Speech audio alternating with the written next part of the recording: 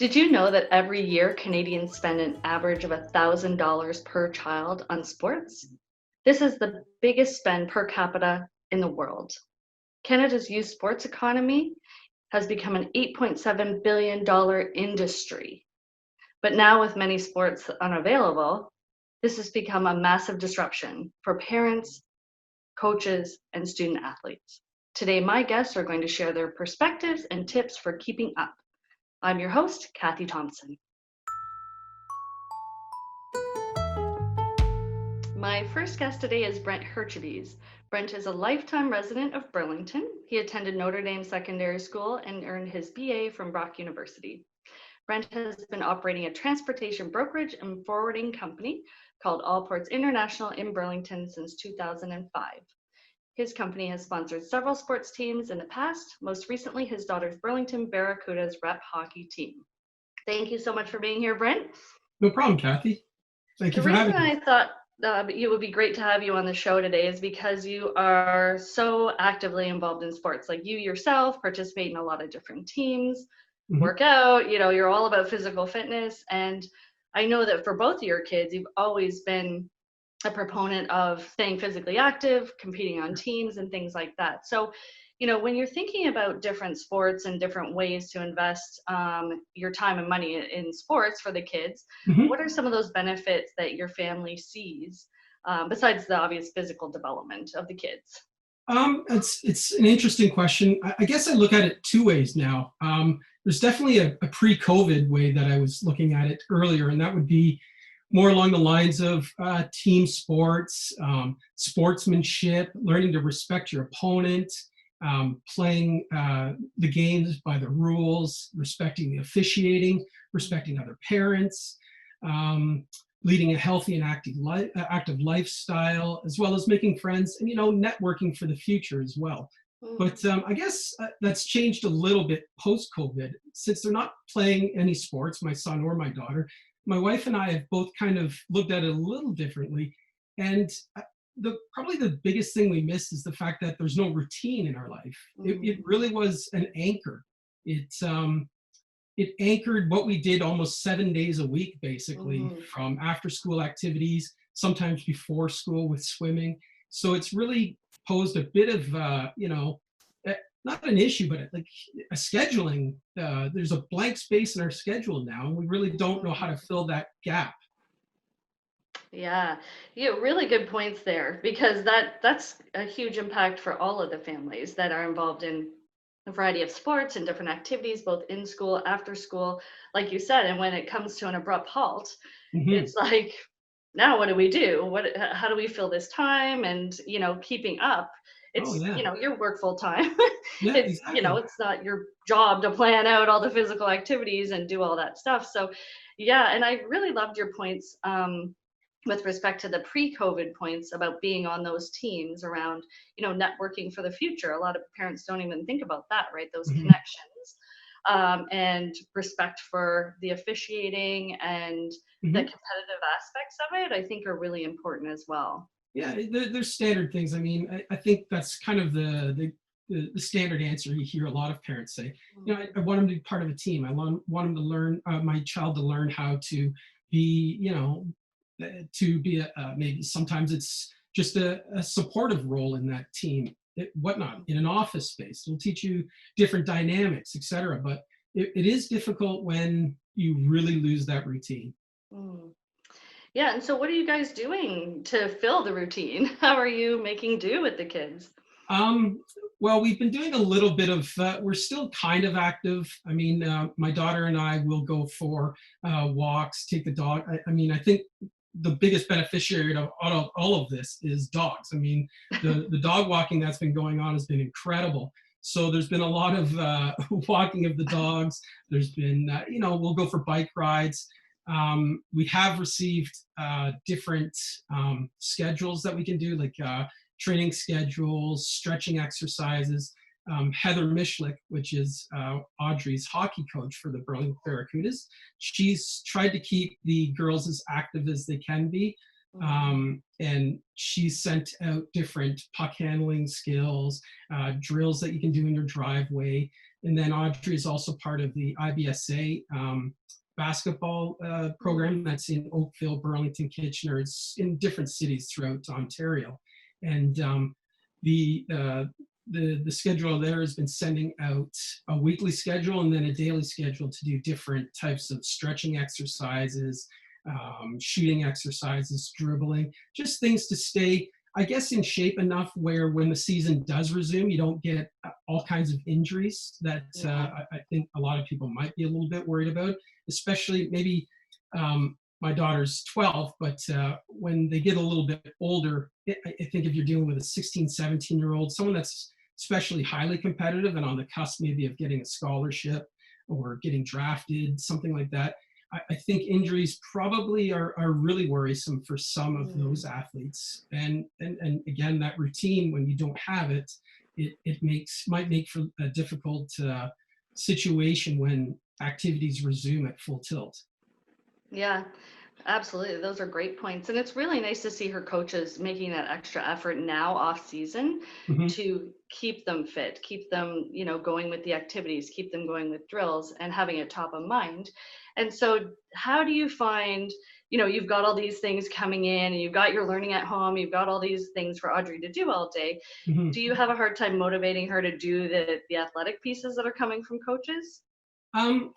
There is a bit of difficulty, to be honest with you, and I think that has to do with, really, she's losing or has lost really her friend group.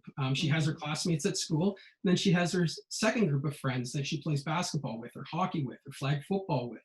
And when you lose that direct interaction, 5 or 6 days of the week, that motivation, it is difficult. It probably has been replaced by less enthusiastic activities that, according to me, like Fortnite, video games. I think parents are struggling with that a lot. What's healthy? How many hours a day do you allow it? I'm sure I'm not the only household that is struggling with this right now. And there's other parents that are probably just trying to get their work done during the day, get work done at night, and then balance having either young kids or teenagers at that time, maybe even struggling to get kids out of bed at a reasonable time. But I guess motivation specifically is a little difficult at this point in time, and you're trying just to get by. Yeah. I found that for all ages. That is a thread on every show that we've been doing. It's the motivation for schoolwork, motivation for even a routine. Whereas everyone lived on a routine before, but now the kids are resisting it. They're like, no, I don't feel like doing my work. I don't feel like going out and practicing. I don't feel like it anymore. And it seems to be, even, I know Audrey very well. I've known her basically her whole life. And she is so physically active, so high energy. And so I think about, during this time, like, how has this impacted her months in? And that motivation, it is tough. It is. And my daughter is someone that really enjoys sports and the interaction of it. I take my son, for example. He's in grade 9. Not so much of an athlete, but definitely understands the importance of remaining active and remaining with a routine as well. He swims a lot, swims competitively with Toast here in Burlington, and a little bit more difficult to stay in a routine for somebody that isn't as highly active as my daughter is. So it's a little bit more pulling teeth to get someone a little bit older, like my son, to remain active and getting outside and doing other things. The last thing he really wants to do is take the dog for a walk or get on his bike, unless there's a group of friends that are there.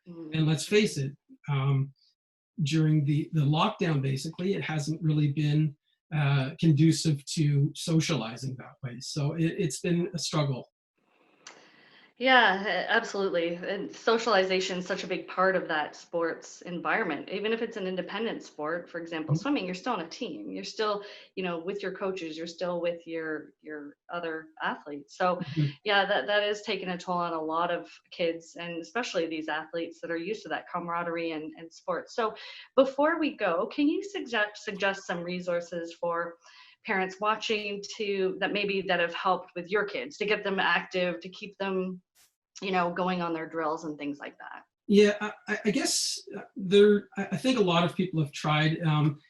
I think one of the most important factors is the coaches, especially at a rep level, and that coach is going to be there next year, or who they're passing down the team to, or you kind of let's take hockey for example. You kind of know who the AAA team is going to be in the following year, and you kind of know that coach has already been assigned to. Maybe he hasn't picked his team, but he knows the athletes that are going to be trying out. So it's kind of would be proactive for coaching at that level to just send out, hey, work on this. I want to see some of this being done. If it's like 5,000 shots on net over the course of the summer, whatever the test may be, prove that you've done some of it at least, like that you're being active along the way. In terms of other sports like basketball, doing your shooting drills, doing your dribbling drills, etc. I think it's important just to stay on top of your basic fundamental skills. Yeah. Well, that's great. Well, it's been so nice talking to you, Brent, and I can't wait to meet your daughter on the screen shortly to get her perspective as a student athlete. So I just want to thank you for your time today. Thank you very much, Cathy.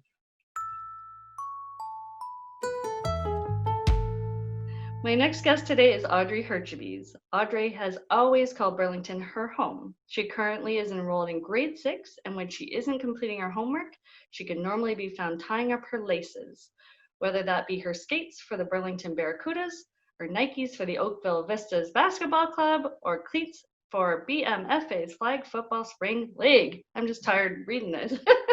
During the summer months, she exchanges her laces for flippers and swims with the local Toast Swim Club in Burlington. Thank you for being here, Audrey. Thank you. It's so nice to see you.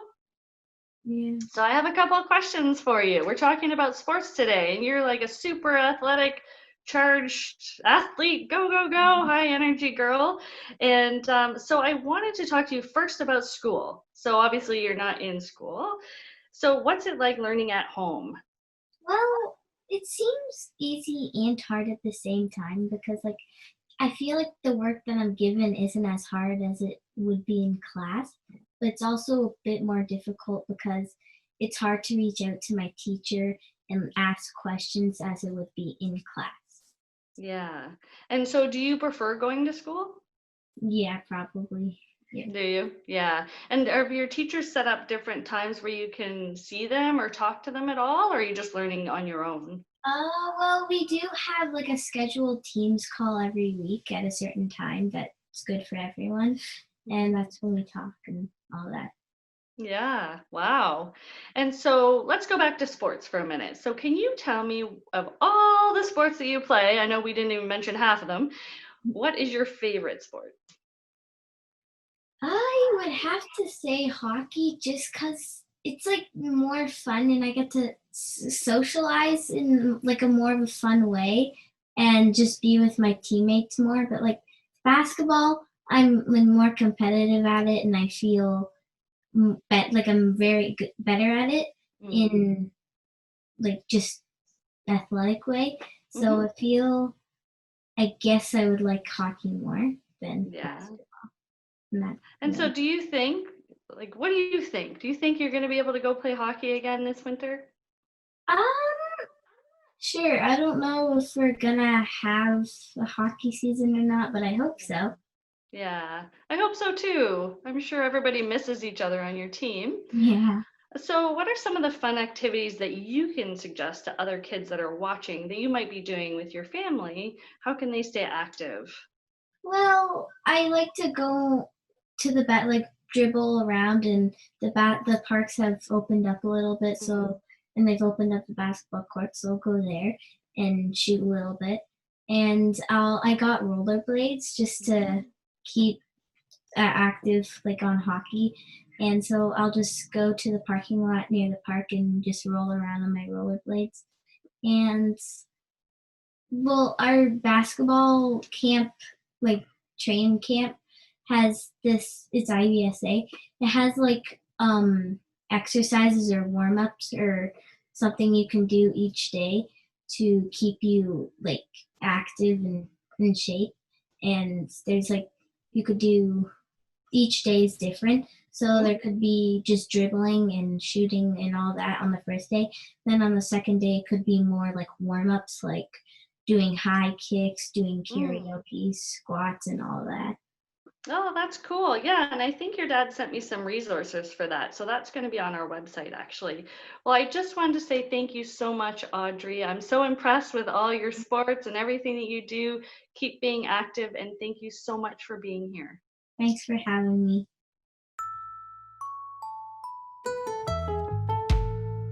My final guest today is Mattingly Romanin.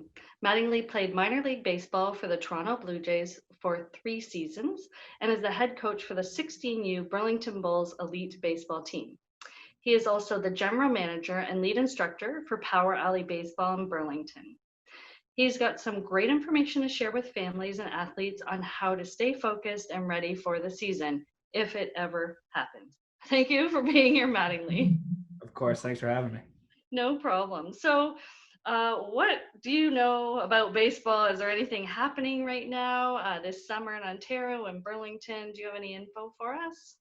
Well, as for Ontario, we're just kind of in a holding pattern. Right now, it's June 4th. So, baseball Burlington, unfortunately had to cancel their house league season because the city of Burlington revoked all permits through September 7th.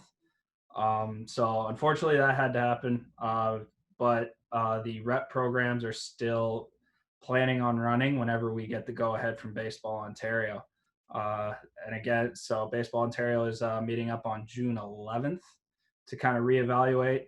Yesterday, they just released their first draft of their return to play protocols. So we're starting to get an idea of what it's going to look like if and when we do come back. And that's an encouraging sign.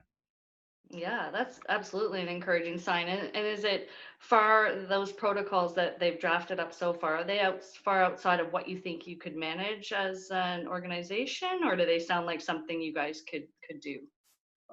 Definitely something we could do, but it's going to be extremely different.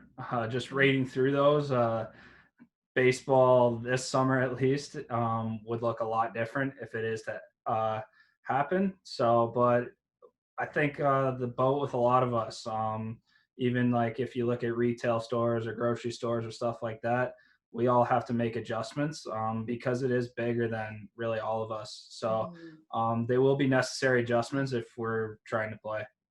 Yeah. Yeah, I'm really curious to see what's going to happen with team sports, baseball and outside of baseball. So, for your team, they're highly competitive athletes. And so, what are you telling them, or what are you encouraging them to do while they can't meet in person? How are you engaging with the team and helping them keep up with their skills? Well, to keep them engaged, we're doing weekly Zoom calls, just kind of like this, making sure like we're just checking in, making sure not forgetting about the sport too much. But honestly, a lot of it is just keeping their spirits up, finding ways to still kind of teach the game where if we were outside, we'd be letting the game do it for us. So it's a little bit interesting that way. And um, a lot of stuff is just kind of doing what you can. If guys have questions, you're answering them the best of your ability, kind of working with what everybody's got because everybody's situation is different. So some people might have access to equipment, some people might not. So you're just kind of balancing those out, helping everybody individually and trying to just give them the best you can. Yeah, I think that's a great idea, and that you're probably sort of digging deep on creativity, trying to think like, what are these things? How can I engage this team in different ways than you would always do physically? Yeah, absolutely. Like we're coming up with everything from swinging off a tee or taping a sock to your hand so you can throw a baseball. But it's definitely a challenge, but it's been something that I kind of look forward to every day to see what I can come up with. Well, that's cool. And, with the internet and everything, there's so many resources. And with your background and experience, I'm sure you're kind of going, okay, what were those drills? What were those things my coaches were saying all those years? How can I say that to these kids? Yeah, absolutely. Sometimes it gets a little too much and you forget about some of them, but like you said, the internet, social media is a great resource. If you find the right stuff, obviously there could be some stuff out there that's really not all that great, but there is some great resources out there. And honestly, we're all just kind of surfing around there, trying to come up with the next idea, stealing from this person, stealing from that person, or blending ideas together to see what sticks. Yeah, for sure. And, one of the things about competitive athletes that we're talking about is mindset. So, my other guests were talking about how to physically keep up in different activities they're physically doing, but mindset is so huge. And I know you've been working with the team on that. Can you share with us, what kind of mindset you're looking for in your competitive athletes? So yeah, when we're looking at high level athletes, what we're really looking for is somebody that wants to constantly learn and get better. Mm, Somebody that is not really satisfied with where they're at, because the second once you become satisfied, that's where you kind of end up getting passed up. But also in saying that, somebody that's also very perseverant and determined, to where it's not like, okay, I got the, it's not going to mm, show up overnight kind of thing. So mm. the ability to want to learn and then just keep working on that skill and then still progressing is definitely something we look for. And then from there, it's just being able to work hard, work smart, so that way that person is able to continue to get better and just develop. So, in terms of the mindset around, motivation, one of the biggest motivations I know for kids is seeing their friends and showing up at, Power Alley in your example, and seeing their baseball friends and hanging out and that camaraderie. And now, are you finding some of the guys in your team to be so their motivation is a little bit less because the social component's not there, and their mindset, like that's a hard mindset to continue. It's like a marathon. Are you finding a change in some of the players around their motivation and drive? Yeah, definitely. And I'm even seeing it myself, especially as we get longer and longer into this. It definitely kind of gets into that will it ever end kind of feeling. Um, but yeah, and that's where social media can help also, where you're still able to connect with your friends and your teammates and all that. But I know, especially for me, it's been hard. Like you said, we have kids and teammates coming into the facility all the time, and it really helps us and it makes our day too. So when we see our guys, it really brightens us up because we love what we do. So it's really tough on us, but yeah, it's something that you're just gonna have to kind of work through and hopefully come out on the other side a little bit better. Yeah, no kidding. And so, in terms of that mindset piece, I'm just thinking as a parent um, of a competitive athlete and other parents out there. So, are there ways to sort of encourage that competitive mindset in your kids, or is it something they kind of have on their own? Would you say? It's a little bit of both. Obviously, there's going to be a little bit of intrinsic value on the part of the athlete themselves, but at the same time, the more you can get them playing games and kind of competing without really know they're competing is going to help a lot, right? Mm, And it doesn't have to be specific to the sport. It could mhm, be out running down the street. It could be playing a game of basketball, right? It could be really anything. And even as much as bad as it's going to sound, playing video games online, like just doing something where they're constantly competing is going mm, to help that mindset a lot. Obviously, with some of them, you want to restrict a little bit, but when it comes to getting that competitive mindset, it's just practicing it and making sure you're playing, having fun is also a big one too. Like if the athlete's not enjoying it, they're not going to do it for long. So, or they're no. going to have less will to do it. So, yeah, just making sure they're competing and having fun doing so. Yeah, that's interesting. I'm not, I don't have that competitive mindset per se in that athletic way. And I don't think about looking for ways to compete. That's not something I seek out. So I find that really interesting and important. I think some parents, same as me, or that aren't athletes themselves, you don't give your kids opportunities to compete necessarily as part of their day. But I think that having that competitiveness does go a long way with that mindset. I think that's really interesting. Yeah, it's actually kind of funny. I was just talking to a friend the other day, and we're just like, yeah, no, we just miss competing. Like anything it is, Mm. whether it's on the golf course or on Apple Watches, trying to close your rings. That's what you're always competing, and like for us, it's just what we were built into. So Yeah, it helps with their athletic ability a lot. Oh, I like that. That's great. And so before we go, can you recommend some resources for parents that they can use for mindset, for drills, for, anything they can do to keep their athletes sharp right now? Yeah, absolutely. So obviously the big one for us is and kind of a shameless plug here, but going to Power Alley Baseball on Instagram. Tyler Patzlack, who is the owner, does a lot of good stuff out there. And then really a bunch of baseball accounts on like Instagram and stuff like that, and Twitter. Like I said earlier, if you can find something that you really agree with, that's awesome. You're going to find a lot of information out there. And YouTube as well. Just being able to hear people explain on video too what they see and what they feel does a lot. And there's a lot of good ideas out there too. Oh, really cool. Well, I really appreciate you being on the show today, Mattingly, and all that you do for the athletes in Burlington. So thank you so much. Awesome. Thank you for having me.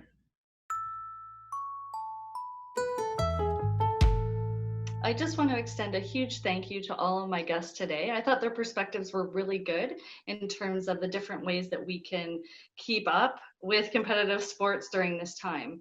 And I think there are so many benefits to being physically active and involved in competitive sports. Learning the value of hard work, long-term training, dedication, and camaraderie are some of those. For more information about today's show and the resources, visit beyondtheclassroom.ca. Thanks for watching.